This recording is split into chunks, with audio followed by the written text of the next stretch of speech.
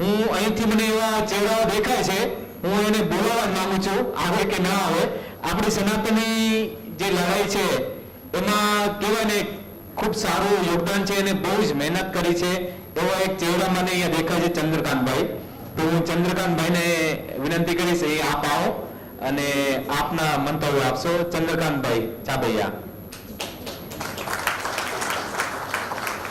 સમાજને આ મુદ્દા પર ક્યાં હોવું જોઈએ એના માટે ચંદ્રકાંતભાઈની ખૂબ જ મહેનત છે.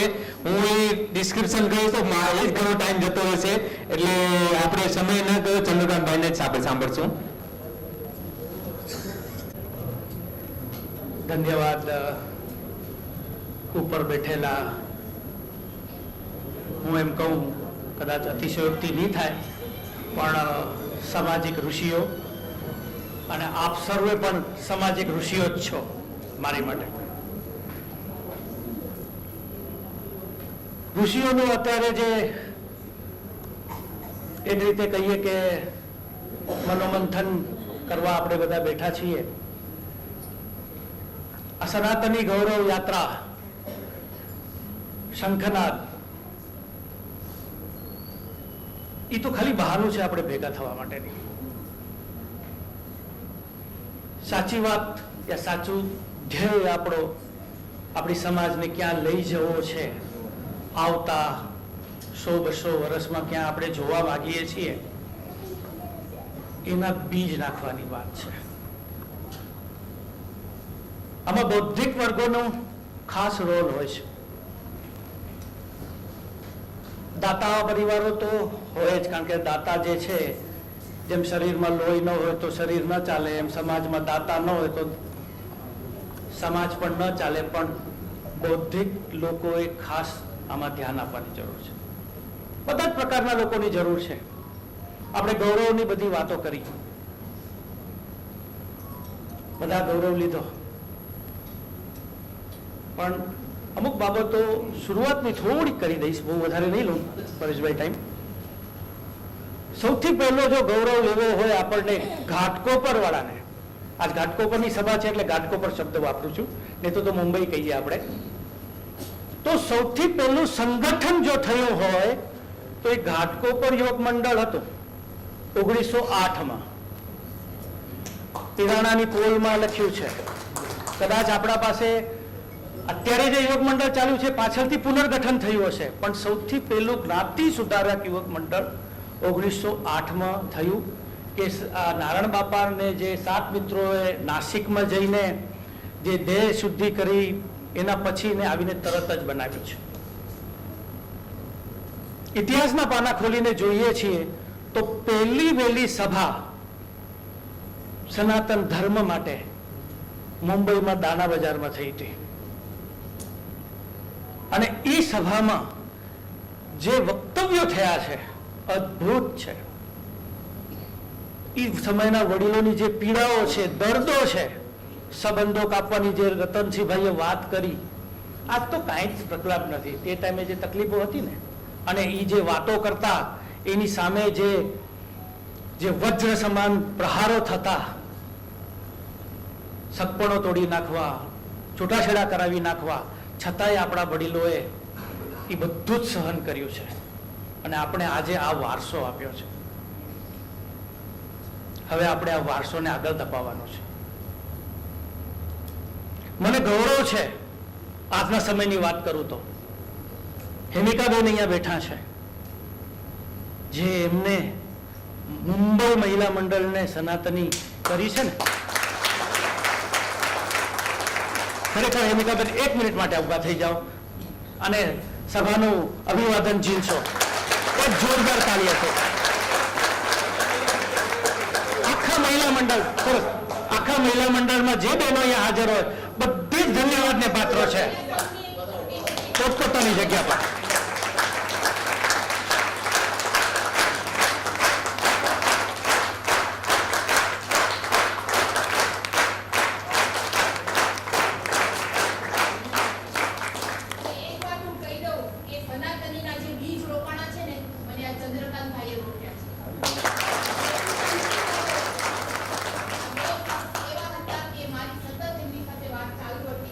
અને એમને મને મારામાં બીજ રોપ્યા છે, એટલે હું આ કાર્ય કરી શકી અને અમે અમારી બધી બહેનો મારી સાથે હું ને કીર્તિભાઈ કદાચ નિમિત્ત માત્ર બન્યા હશું, પણ ધન્યવાદ તો આપણા પૂર્વજોને જ છે, આપણા સંતો માનતોને છે. આ પ્રસંગે હું હજી એક વાતની ખાસ નોંધ લેવા માંગુ છું. હજી 2 વાતની મારે નોંધ લેવી છે. એ છે ઘાટકોપર સનાતની સમાજ. પ્રકાશભાઈ અહીંયા બેઠા છે, પ્રમુખશ્રી અહીંયા બેઠા છે. ઘાટકોપર સનાતન સમાજનું હમણાં જ બંધારણ પણ સુધારી ગયું અને આ સમાજ લેખિત રૂપે તો હમણાં થયું ભલે, પણ જે સનાતન શબ્દ હોવા છતાં પણ એમાં જે મિક્સ થયું હતું ઈ જે કઠણ, જેને કહીએ આપણી દેશી ભાષામાં કઠણ સભા અને કઠણ નિર્ણય લેવા માટે ઘાટકોપર સમાજના તે સમયના પ્રમુખ, હાલના પ્રમુખ અને એન્ટાયર કારોબારી સમિતિને ખૂબ ખૂબ ધન્યવાદ અને એ પણ અભિવાદનના પાત્ર છે. સમયના આધારે આપણે ઊભા નથી કરતા અત્યારે. અને ત્રીજો મહત્વનો જે મારે નોંધ લેવી છે એ છે મુંબઈ યુવક મંડળની. મુંબઈ યુવક મંડળે પણ બંધારણ બદલાવ્યું છે, સનાતની જાહેર કર્યું છે અને સંબંધો રતનસિંહભાઈ કાપ્યા છે.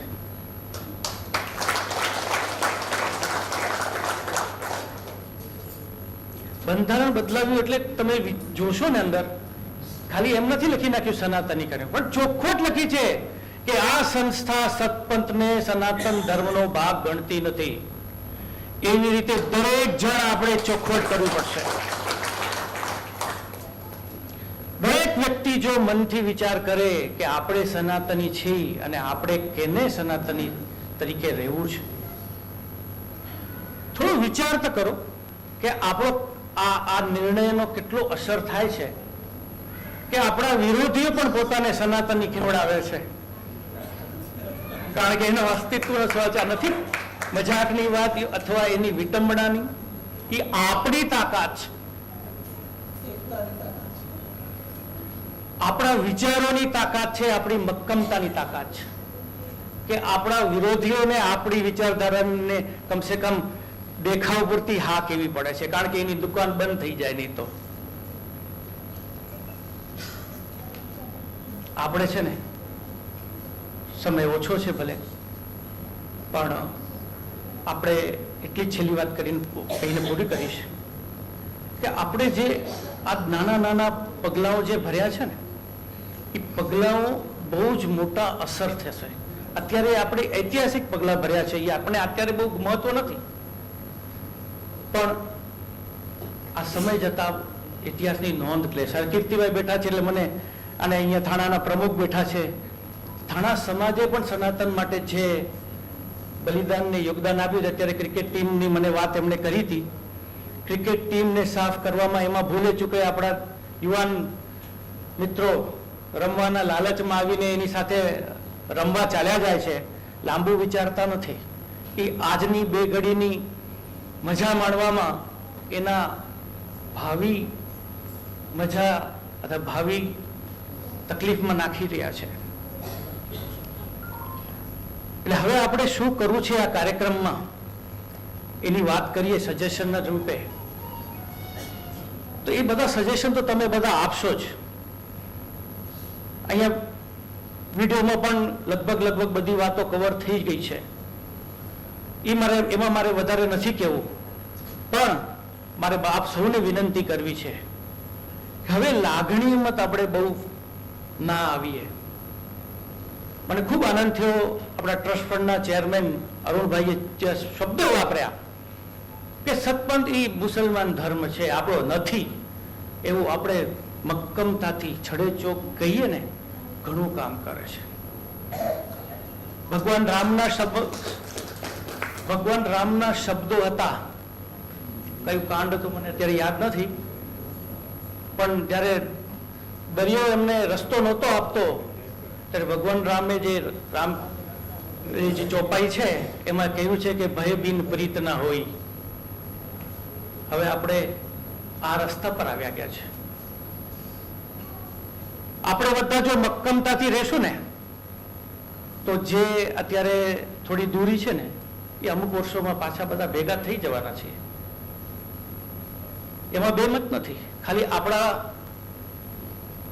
સમાજના, આપણે કોઈનું નામ નથી લેતા, પણ સમાજમાં કોઈ હોય એવો વર્ગ જે થોડોક, અશોકભાઈ આપ જેમ કહી ગયા એમ, કોઈક ઈગોના કારણે, કોઈક ગેરસમજણના કારણે, કોઈક મારું મહત્વ નથી સચવાતું, એવા કોઈ કારણે ક્યાંક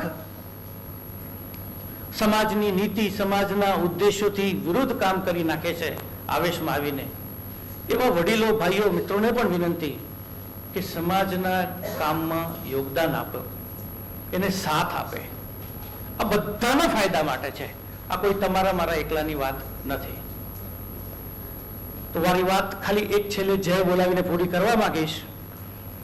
મારી ઈચ્છા છે બહુ જ દિલની કે આપણે વીર તાળીઓ તો જેમ બોલીએ છીએ, પણ આપણે વીર જય બોલીએ. વીર જય કેમ બોલીએ એનું હું પેલા કહું. હું સમજો ભગવાન લક્ષ્મીનારાયણની જય બોલીશ એટલે તમે બોલો લક્ષ્મીનારાયણ ભગવાન કહીશ, તમે જય બોલજો. પછી હું ખાલી કી બોલીશ, તમારે ફરી જય બોલવાનું, કી ફરી ફરી કી બોલીશ અને તમારે ફરી કી બોલવાનું. એટલે 3 વખતની જય થશે. આ વીર જય છે. તો બધાને વિનંતી કે આ વીર જયમાં મને સાથ આપજો. બોલો લક્ષ્મીનારાયણ ભગવાન કી કી કી. બોલો સત્ય સનાતન ધર્મ કી